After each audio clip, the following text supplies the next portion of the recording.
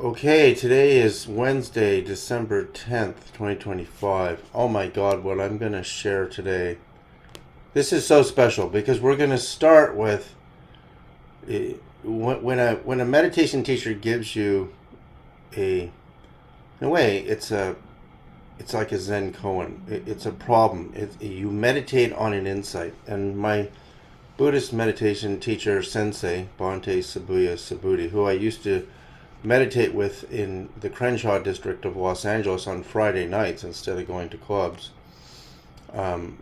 He said, there is no universe outside this mind. There is no universe. This mind is the universe. They are inseparable. And this physicist, David Bohm, in fact, I used to go with my brothers to the Vancouver Public Library when we lived in Vancouver. My family lived in California, Vancouver, all over the place, growing up as a kid. But mainly between the state of California and Modesto and Vancouver is where I grew up as a kid. And we used to watch these lectures between physicist David Bohm and Krishnamurti. Jiddu Krishnamurti was an enlightened East Indian mystic who, when I say the word enlightenment, I don't mean that in the Western sense. I mean a master who had perfected the state of meditation. And these conversations were excruciating because Krishnamurti was so frustrated trying to teach this physicist. And in the end, this physicist creates a mathematical relationship between the brain, mind, and the observed. And Krishnamurti was trying to teach him that there's no separation. The observer is the observed. The observer is the observed. And if the observer is the observed, and it's a really incredible question to ask yourself as a meditator. If nothing is observing this universe, if nothing is observing a pine tree, is it happening? If a tree falls in the forest and there's nobody there to see it fall, did it fall? And the observer is so powerful. In fact, before I go more into David Bohm and we get into what 3i Atlas is doing, I did this experiment. My daughter actually did this experiment with me this week. She got these dice. I got her some really nice dice. And she really is mystified by all the numbers on the dice. And I'm sitting in meditation and I'm really in this high state. And she holds the dice in front of me and she says, what number is it going to be? And so I say it's going to be this number, a 6. And she rolls it and it's a 6. And I said, oh, that's a coincidence, right? And then she holds it in front of me again and she says, what number is it going to be? And I said, a 3. And she's rolling it on the floor, so it's a big toss, and it was a 3. And then she did it again, and I said it's going to be a 1, and it was a 1. And I never seen anything like this happen in my life. In fact, I was really amazed that this even happened. And I calculated the odds, and the odds are 1 in 216, and 216 is half of 432. So I was really mystified because I had never experienced anything kind of like that. And the question is, did I tell the dice what to do, or did I see the future that what the dice were going to do? And you can try this yourself. Get a pair of dice and you'll see, is it when the observer is the observed, when we're in what's called the absorbed state. Samadhi means absorption. The Buddhists call it jhana. The Christians Thomas was really good at that. Yeah, the Christians call it rapture. And what interests me the most about it, because this week, before I go to David Bohm, I'm going to go to my other thing that I have up, which is the sun. And when this intimidating sunspot arrived, highly intimidating because it had the power of a Carrington potential flare, and I've never seen it do this. the first thing I put on Facebook is everyone pray that this doesn't explode. And it has not exploded. In fact, it's right here to the right. This is where it is this morning. This 4299 up here exploded and produced just under an X-class flare. But this down here was capable of an X45 or greater. We haven't seen anything like that for a very long time. So the question is, as soon as you observe it, what quantum physicists have discovered is as soon as you observe a wave function in the quantum level, the wave function collapses upon the observer observing it. So you've already changed reality just by observing it. So collectively, if we believe something, which is in a way, we call it the placebo effect in science, is our belief powerful enough if we're doing something to cause a significant or notable change, like my mind in the dice the other night. And in fact, the next day I was sitting outside with my daughter on the deck, and it hadn't snowed here yet, and we did it again, and I got 2 right. And I got the third one, I was only 1 number off. But this is more important, the sun, because what consciousness tells us is collectively, if you can get enough minds focused on something, I mean, I've been reading the posts on spaceweather.com, they were completely mystified why this thing never blew up, Earth facing. It's now facing off at an angle to the lower right. I mean, this thing should have blown. It did not blow. I don't think I've ever seen anything like this. Maybe enough of us, by putting our consciousness on it, saying it's not going to blow. So I got on the phone with Richard Hoagland because I spend a lot of time with him as a co-researcher. He said the same thing. It's not going to blow. So are we predicting that it's not going to blow, or are we affecting it? Well, what we know about quantum physics is, and the work of David Bohm, with these incredible conversations with Jiddu Krishnamurti that I used to watch on a black and white TV, is he has developed, it's really amazing for a physicist who are normally completely arrogant about their understandings and viewpoints and don't put any emphasis on mind. Again, my sensei saying there is no universe outside this mind. In fact, if the universe and the space is the mind, and when you raise your frequency, you can tell yourself this is the whole purpose of my technology and my work with adding frequencies, precise frequencies to the meditation practices. Once your frequency is high enough, once you raise the vibration high enough, you're in a state where you can tell anything what to do. Or not just I want this in the sense of manifestation, you're actually not separate. The observer is the observed. And did the synchronicity of 3i Atlas and its incredible timing of when it entered this close relationship with Earth, and it's still inching ever so closely towards the Earth as I'm watching it, did it get involved with the power of the consciousness behind it to not have the human race get blasted by that sunspot, which, again, to form a sunspot like that is incredibly rare in a single human lifetime. And the fact that it didn't blow is even more. So what Bohm develops in this relationship is what's called the implicate and explicate order.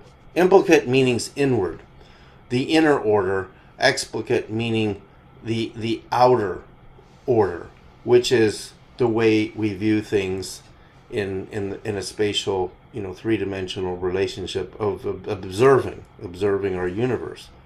And experiencing our universe. And he actually developed a mathematical physical theory of implicate and explicate orders. He also believed that the brain at a cellular level works according to the mathematics of some quantum effects, and postulated that thought is distributed and non-localized. Non-localized meaning it's everywhere in the universe, potentially, just as quantum entities are. Bohm's main concern was with the understanding of the nature of reality and of consciousness in particular as a coherent whole, which according to Bohm is never static or complete. So this is him on Wikipedia, but I actually got a really, really good description of it, because when you get into astronomical events like we're doing in the inner circle and meditating with the frequencies of the planets and the unseen planets of the enlightened, it's more challenging when you can't see your target, and the optics of the eye and telescope tells you that there is nothing there, but the mathematics tell you there is something there. There is planet 591 and there is planet 139.51, but you can't see it. But it's visited us, but you can't see it. So a classical scientist says there's nothing there, but a mathematician can say there's something there. But a conscious meditator can tell you there's really something there. And when something is there, it affects our whole reality, because in order for us to evolve to the next level, to become next level humans, we have to raise our frequency. And to raise our frequency isn't just a matter of raising it, but tuning it to, instead of the implicate and explicate order, the implicate and explicate order are really two halves of the harmony of the order. And the harmony of the order is the natural harmony of the order of nature and the spin of subatomic particles all the way up to the spin of planets and stars around a galaxy. So this is, I actually got this on ChatGPT, and having spent probably over a year of my life listening, on certain nights in Vancouver, going and listening to these lectures by physicist David Bohm and Krishnamurti live on the TV. These were broadcast through a public cable TV access. I really got involved in this enlightened person, Krishnamurti, and this physicist. And I'm really, really impressed that Bohm took the time, because he could have just said, "Oh, this meditation teacher is crazy.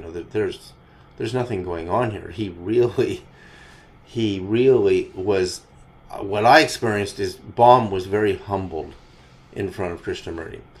So here's the two levels. A, the explicate order. This is the world we normally experience and measure, the world of separate objects, definitive positions, classical causality, and ordinary space-time. It's the unfolded aspect of reality. Examples: a photon localized in a detector, a particle with a measured spin, a wave packet in space. The implicate order, this is a deeper hidden level where everything is non-locally connected and enfolded into everything else. Information is not located in a point, but it is distributed throughout the whole. Space and time are no longer fundamental. They emerge from the unfolding process.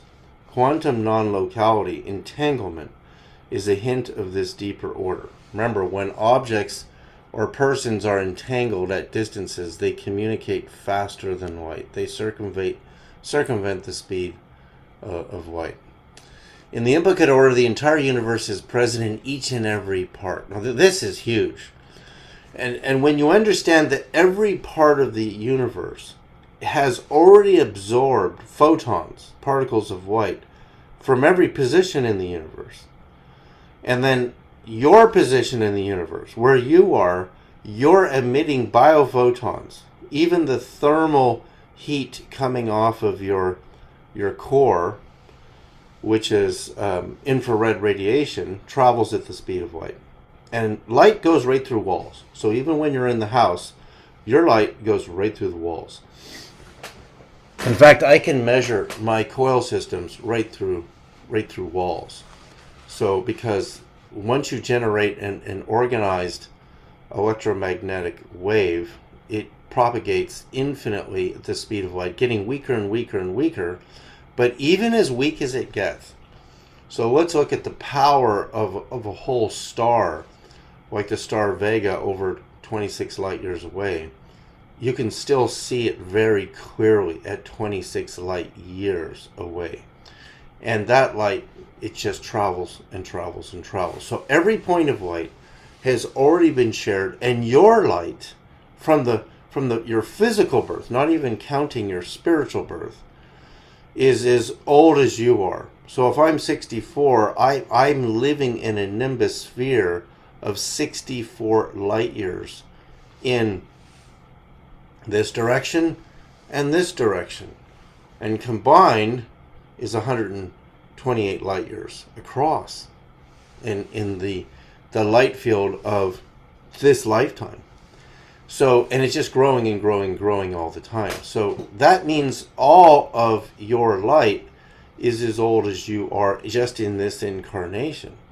So the moment you're 8 years old, your light has reached the star Sirius just after 8 years old, and in both directions. So it's a human organism as a physical light, and we're not even talking the quantum part of us that is faster than light, is so interconnected to this whole thing. This is where it gets interesting, because when you're already everywhere all at once, it's what you focus on that you become. When you become aware of something, and you become aware that you want to change something in yourself or your reality, that we see these changes like the dice. In fact, these early experiments that were done, that Roger Nelson, who headed the Global Consciousness Project at Princeton, who was in my house in Sedona, Arizona, when I filmed him for my film The Voice, and really learned a lot from him. They used to do these, these literally pin balls. So you'd have a rack of pins, and you drop, a little white plastic ball, and it would bounce on the pins, and they would count how many balls fell to the right or the left of center, and that quantified itself as a random behavior. But when non-random events occurred, meaning consciousness, more balls would fall to the right or left, depending on how focused that consciousness was. That's incredible. Just the documentation of that is incredible. So it kind of tells us what our role in this is. We actually have a huge role in the universe, because if there's nothing observing it, it isn't happening.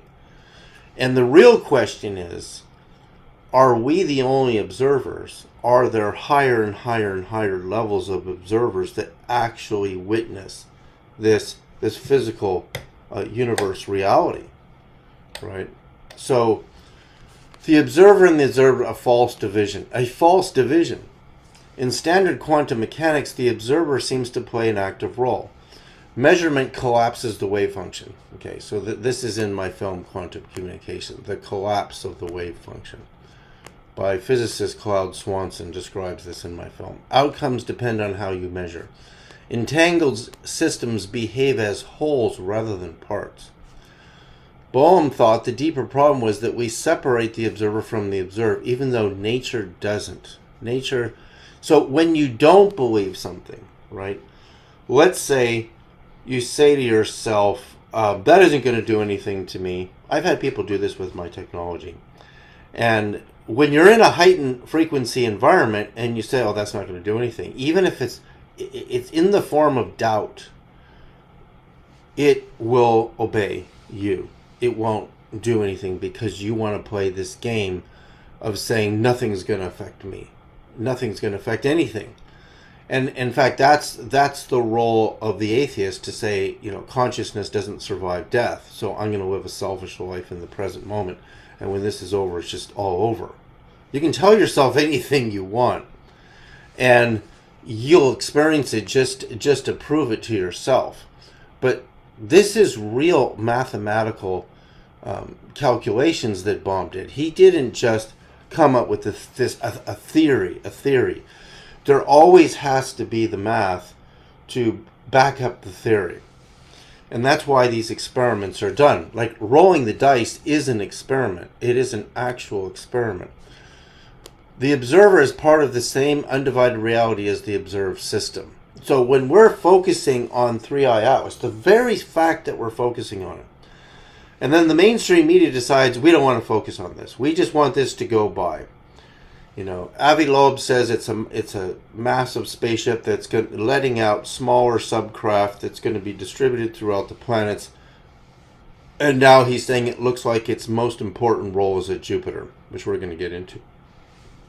But other astronomers say, and it's just a comet. It's just a comet. It has to just be a comet because we've never seen anything conscious come through this system.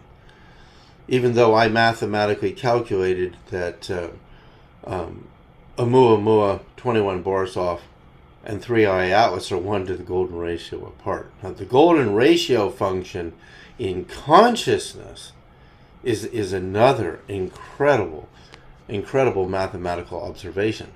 Consciousness and matter are not fundamentally different substances. Consciousness, and this is Bohm's view after looking at the thesis presented to him by Krishnamurti, because I don't know if Bohm ever experienced what Krishnamurti is trying to do. Krishnamurti is trying to take him into a state of consciousness by a conversation. And a conversation, like I see a lot of conversationalists on non-dualism on social media today. Will the conversation aid the meditation? Yes, it can. It can. It's not going to do all the work for you. You can't just read something and have a realization and all of a sudden reach coherent consciousness in a daily sense. You might have a moment of realization, but that little moment of realization is still nothing compared to when you do the work on yourself every day and you make doing the work part of your reality, which I've done for 50 years. I've never missed a day of meditation in 50 years. Measurement doesn't collapse anything. It selects which aspects of the implicate order become explicate, which means become external. Right? So the internal world of the observer and the external world are inexorably connected. They're linked. The problem is and this is the fundamental message of Christ in the Gospels, is belief. Is if you remove doubt, if you could remove doubt. So, and again, we've done this in the inner circle. If you measure how your positives versus your negatives and how you view yourself and how you view the universe, how positive are you really when you want to manifest something, right? It's way harder to be positive when you're not positive, when you're full of negatives, which are doubts. So if you have all these doubts and you put a positive thought on the surface of a sea of negativity, what's going to happen?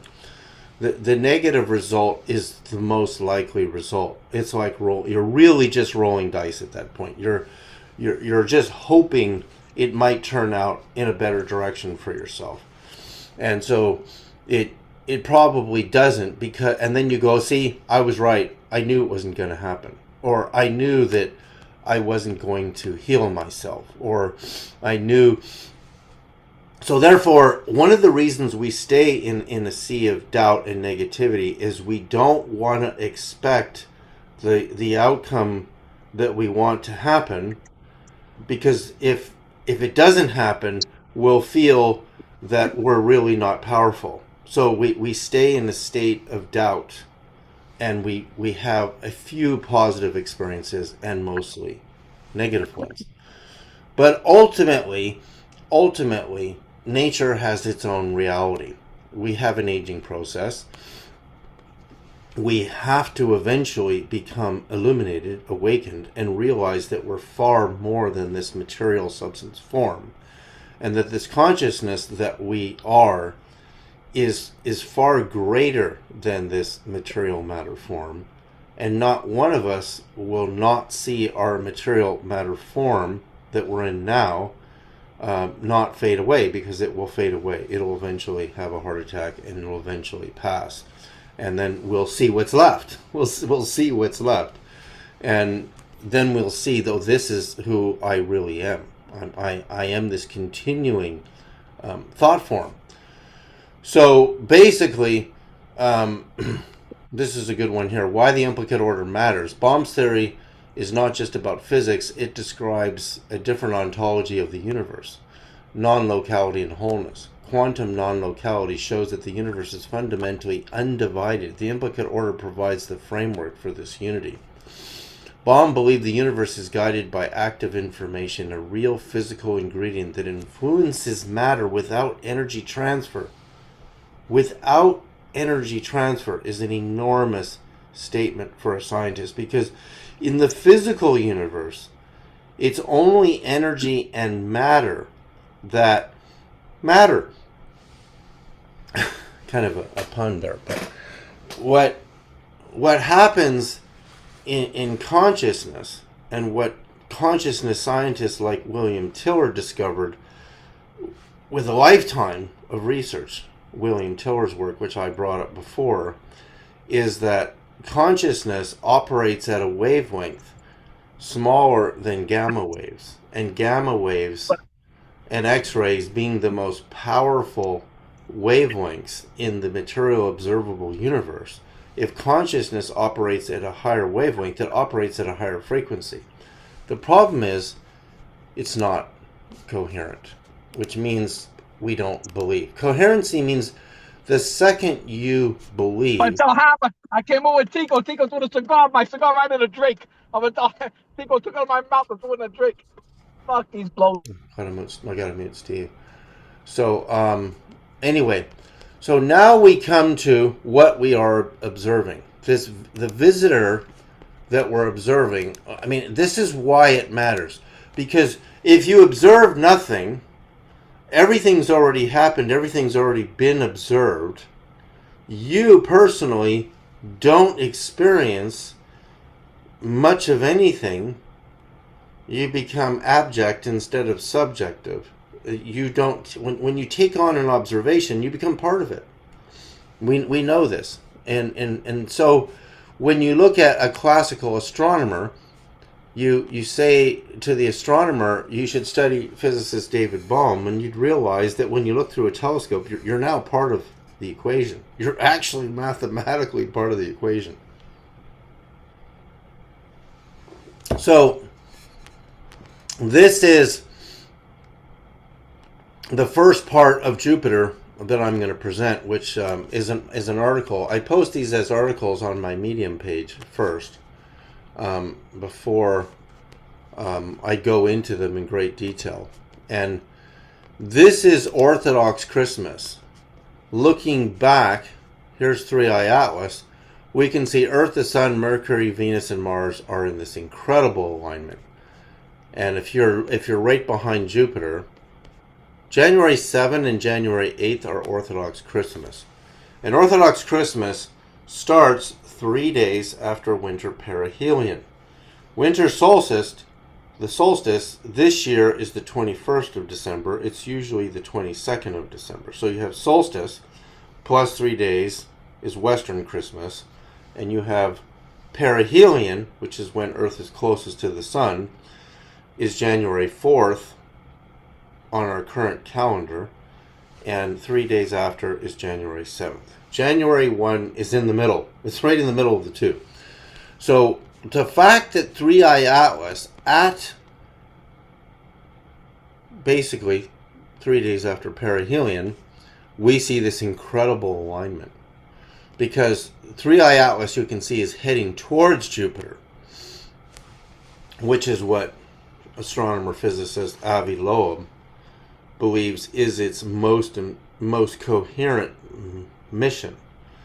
I would say Mars was extremely coherent on Yom Kippur.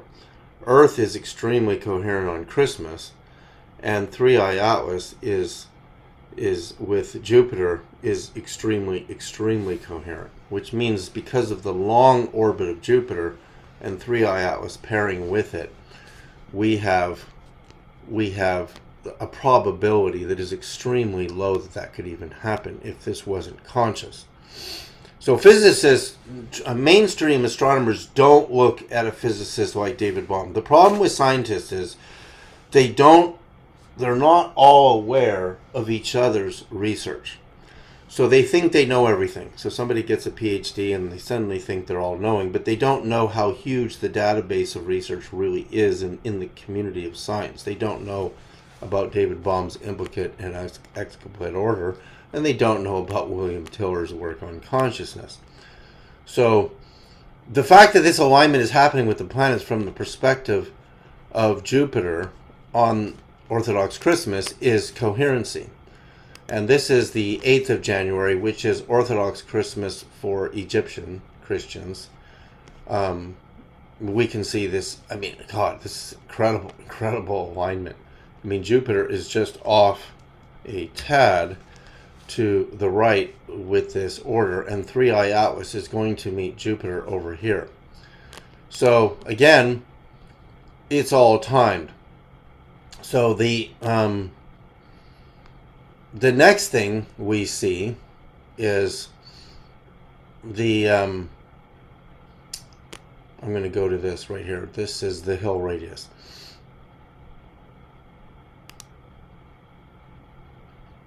Okay. An extraordinary new anomaly of 3i Atlas. This was published quite a while ago when Avi Loeb found this slight adjustment in the velocity of 3i Atlas at perihelion, which proved non-gravitational acceleration, which means it had its own intelligent way of accelerating, which did not seem to exhibit rocket thrust, which is what he's looking for. He's looking for a Newtonian gravitational form of thrust. So what he found right here, which is stunning, absolutely stunning, that 3i Atlas will arrive within the radius of gravitational influence known as the Hill radius.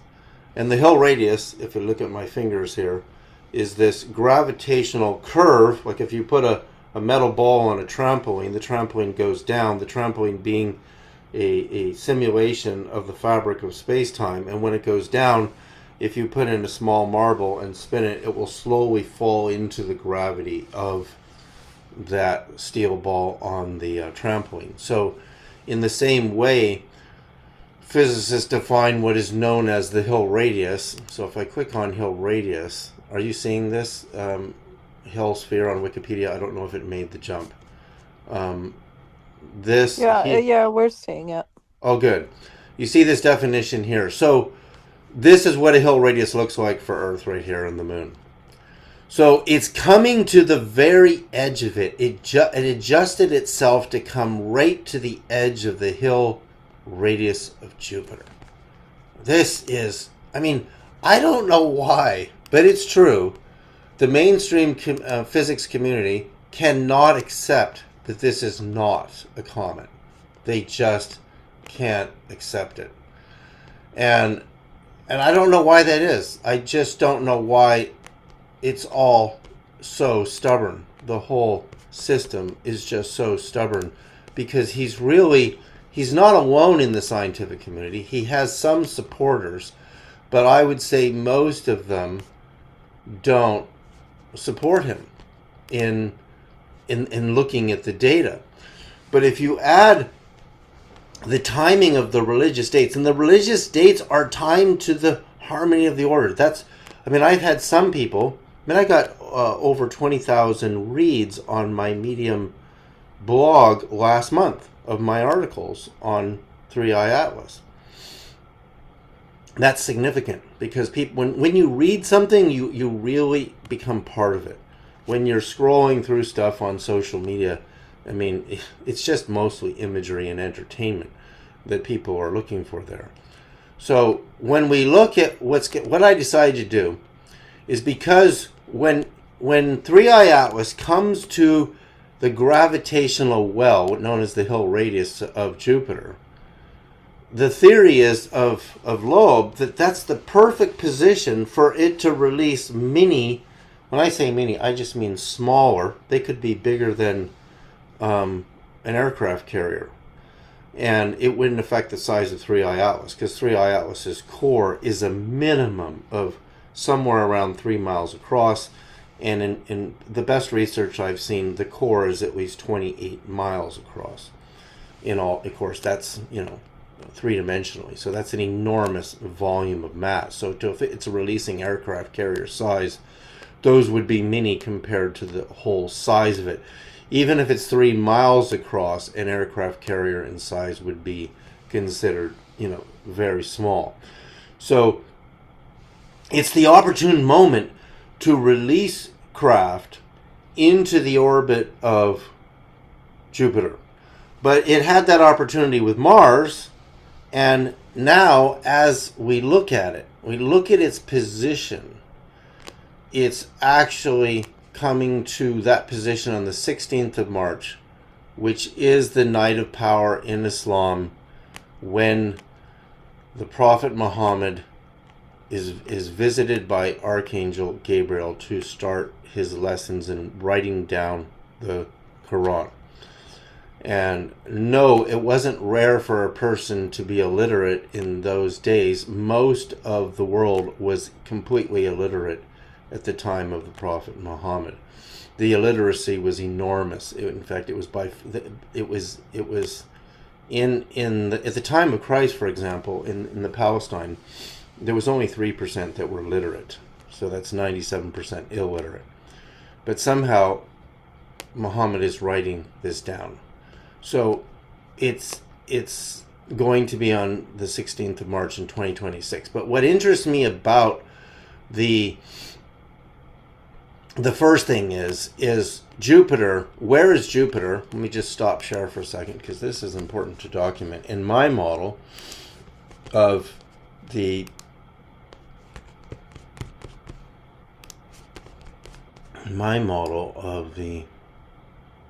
let's see, where are the dates?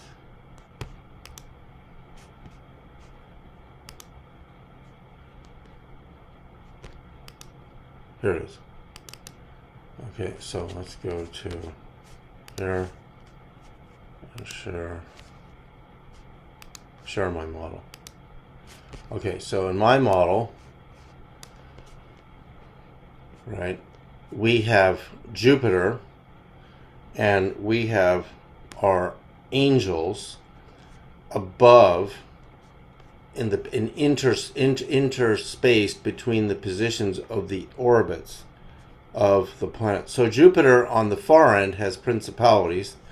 Now the thing I know about my own experience and Dante's experience of the angels is each angel is not limited to the planet that their home base is at. So if you're at the level of enlightenment of an archangel, I mean, we eventually, this is in Swedenborg's, life after death real experiences.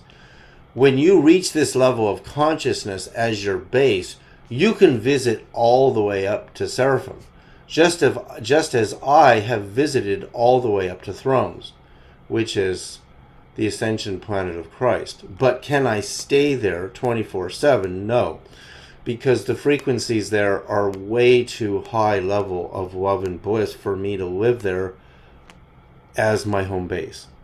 I know that because I've experienced this.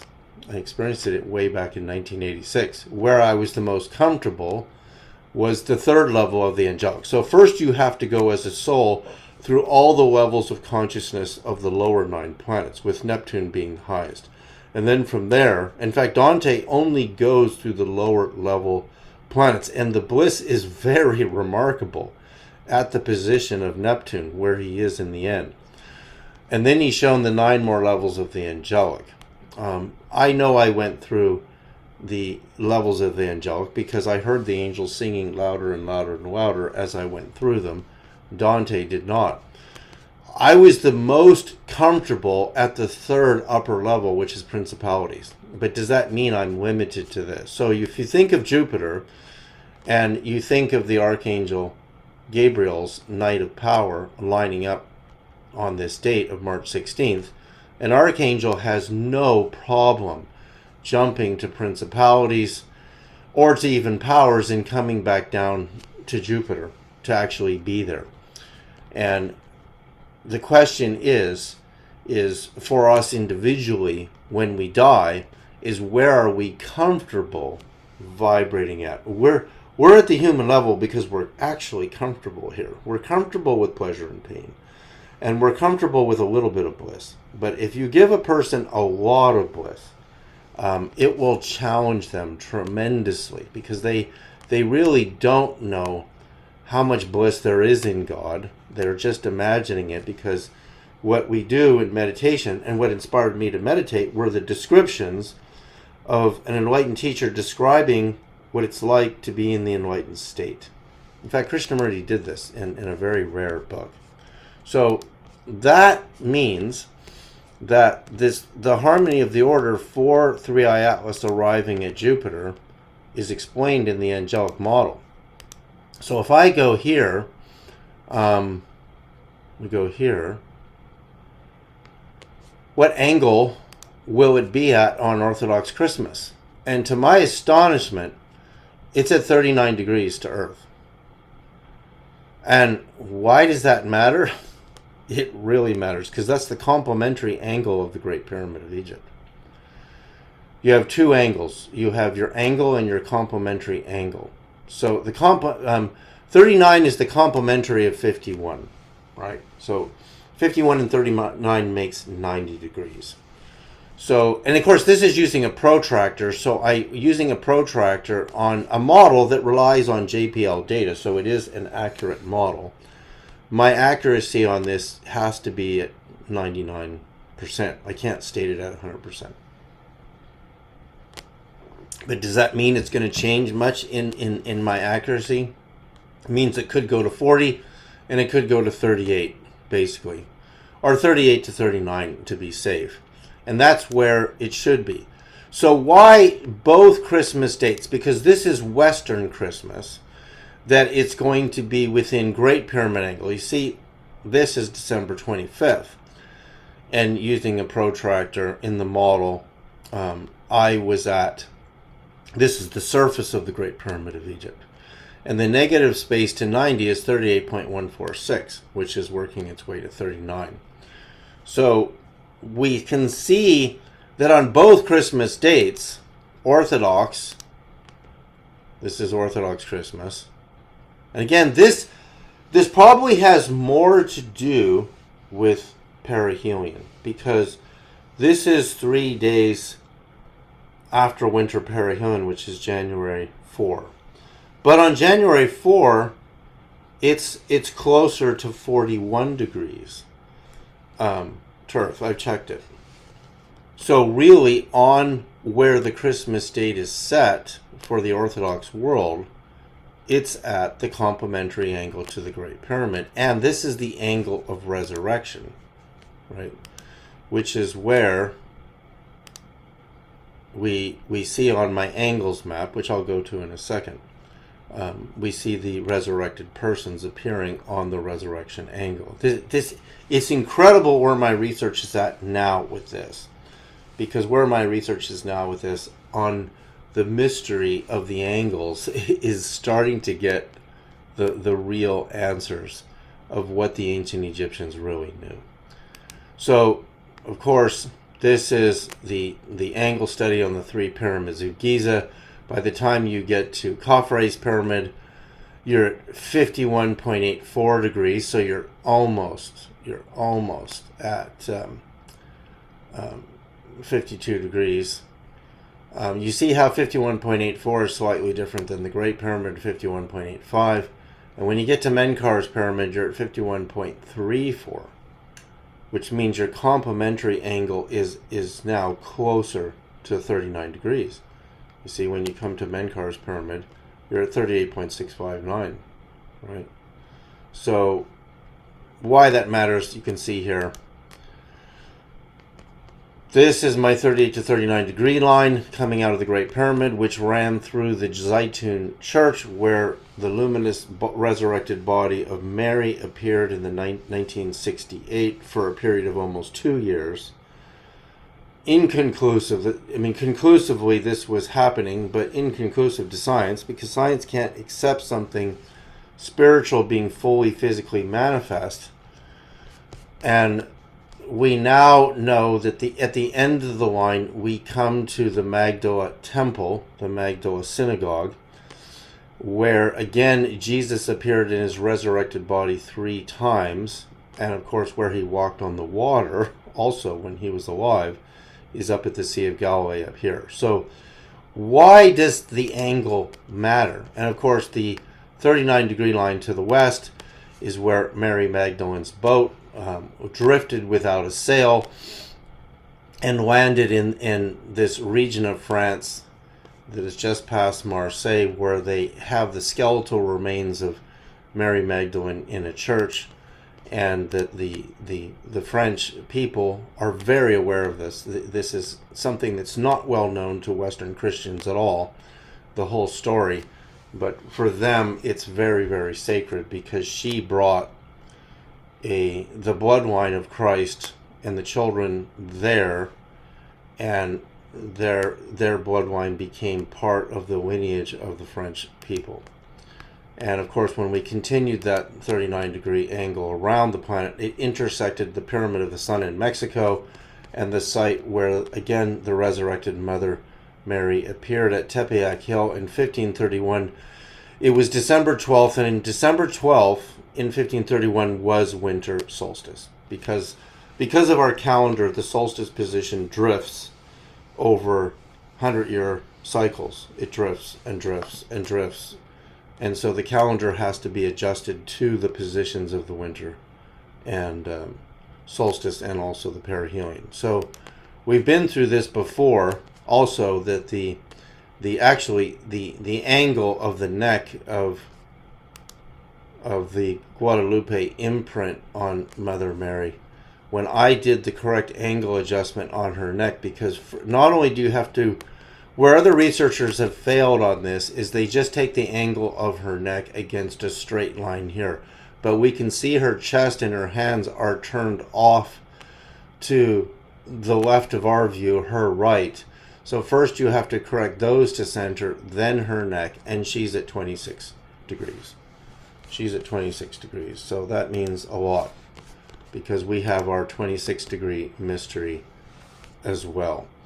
So what we know now is that the moment of Jupiter, now let's go back to this. The moment of Jupiter is timed to an angelic event that is celebrated by the Muslim peoples, and I think there's around 1.3 billion Muslims on Earth. I haven't checked recently where that number stands, so it's a very significant number of persons on the planet. It's probably much larger than that. So understanding that in the Orthodox position, and that the Egyptian Christians were the ones that we know in the Gospel of the Egyptians practiced the frequency practice of the vowel toning. I'm going to go to the Gospel of the Egyptians. And remember that all of the Palestine was Egypt in the time of Moses. So that means it's 2 million. 2 billion? Yeah.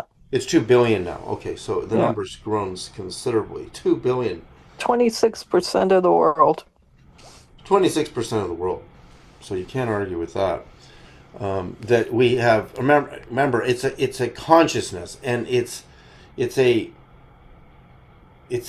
event that is a cosmic event of the Archangel Gabriel. So we have the Archangel Gabriel appearing to the Mother Mary on Jesus' birth, Isa's birth, telling them to take Jesus away from what is now a conquered territory, first conquered by Alexander the Great, 3rd, 4th century BC, and then Hellenized, which means it had enormous Greek spiritual religious influences.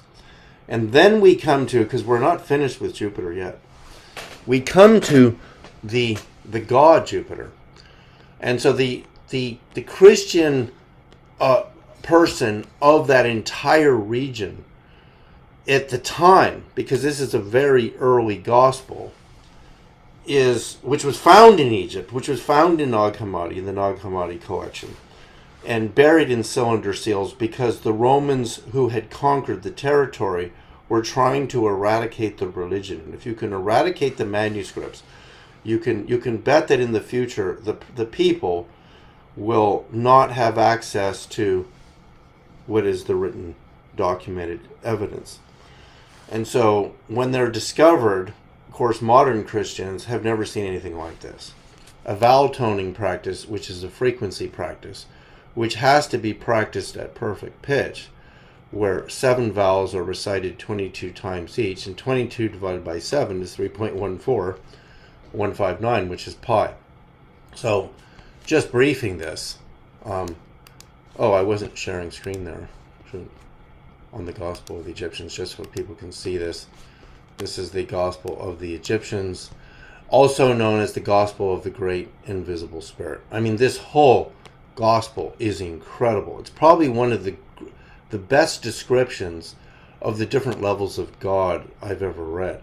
Really, really defining what God really is as an invisible, infinite consciousness, invisible spirit that is the father light of everything and every being that gets created underneath it in these different levels of the creation.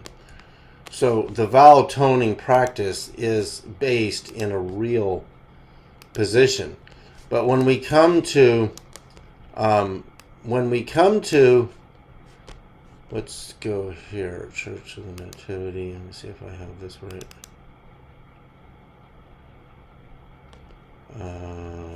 File, projects.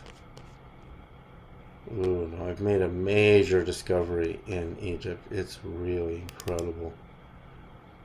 Really, really incredible. When we come to this, let's come to my angles project again here. Sure. Here. When we come to my angles project, and I measure, as above, so below, and I've done a lot of these calculations which is an invention of my own. So when I come from the Great Pyramid, and I measure on my 26-degree angle to the east, which is the rising position of the Star of Bethlehem, and I come to the birthplace of Jesus, and I measure that distance. And I take that distance, divided fractally by the golden ratio repeating. The only real harmony that I come to is Jupiter. And I was really stunned by that, which means when I divide by the golden ratio, I come within a high 90-something% accuracy. I think it's 98% accuracy to the orbit of Jupiter. And as above, so below, in a 360-degree circle and a 3,600-year orbit of the planet of the gods, Nibiru. It's all imprinted in our measurement system in the Earth itself. And this system I developed works in feet. And let's see, Jesus, file, view all projects. I wonder if this is November 20. Here it is. Here it is right here. So remember, from Jerusalem, Bethlehem, the sun on December 21st, the solstice to Christmas Day, sets at the pyramids in Egypt, and at the pyramids of Egypt in the summer solstice, the sun rises at 26 degrees. It rises at Bethlehem. So on Christmas Day, December 25th, from the position of Bethlehem and the temples at Jerusalem and the Dome on the Rock, it sets at Cairo. But this distance here, which I have here, I just got to move my cursor over. I convert my length to feet. 1,423,000. I'll show you how this works. So, because we've only got a few minutes left. 1,423,951. And I'm going to switch to my calculator. This is how it works. Why is it Jupiter, I say to myself? Why is Jesus' birth in harmony to Jupiter, when Jupiter is the chief god of the Romans and the Greeks? So for the Greeks, it's Zeus, who is Jupiter. To the Romans, it's and the one of the chief gods in Egypt is also Jupiter, which I'll go to in a second. So here's my calculation. Now, normally I subtract the curvature of the Earth, which is 8 inches per mile, but we're only at just under 300 miles at this distance, so it won't make much difference at all. So I divide it by 1.6180339,887. And I do this fractally, which means I just repeat it. Repeat it, and that's really close to Neptune's orbit. Repeat it. No, sorry, that's really close to Neptune's orbit. So Jesus's harmony is really, that's close to Jupiter's orbit. So what's the percentage of that to Jupiter's orbit? I take 432.58 is Jupiter's orbit. It's 98% of Jupiter's orbit. Within so we're in high harmony to Jupiter and Neptune on the distance, which is measuring the harmony of the order of the birthplace of Jesus. The question is, why is that? We really create wars on the earth because we think we're an understanding that we understand that what is really happening in the universe. The Egyptian god for Jupiter apparently is what influenced is Amun. Here it is. Apparently where the Romans got it from. Amun was a major ancient Egyptian deity who appears as a member of the Hermopolitan Ogdoad. Amun was attested from the Old Kingdom together with his wife Amunet. And of course, this is the Egyptian god of Jupiter. And again, where the Romans learned from and where is the oldest civilizations that surrounded them, and the Greeks as well. And really, it all starts to come together. The ego, which is caught in duality, differentiates and thinks there's a difference because of language and characters. And to actually personally have an experience, to say that the Archangel Gabriel appearing to the Prophet Muhammad to start the oration of the Quran, which is really just a redefined set of books of Moses, with some differences, some notable differences, is to say that in the harmony of the order, you have the same angel appearing to the Mother Mary, and you have the same angel appearing to different religious figures, and then we say our religions are divided and we're going to go to war with each other because it's the ego that goes to war. It doesn't really understand the unification. It doesn't understand the harmony of the order, which is so sophisticated. It's so myopic. It just sees this tiny little position. It says, my religion is greater than yours. My religion is different than yours. So this position we call the Holy Land, which has been conquered and reconquered in these three great religions, and is now in the process today of being reconquered again. And to show that at that position on Christmas Day the sun will set at the three pyramids is probably, if I could get this message out to millions and millions of people so they could be awake and see it, something they've never seen, is proof that the Great Pyramid of Egypt is none other than the missing temple to the Lord God in the book of Isaiah chapter 19. And that's just simply what it is. Anyway, with that, have a great week, everybody. We'll see you next time.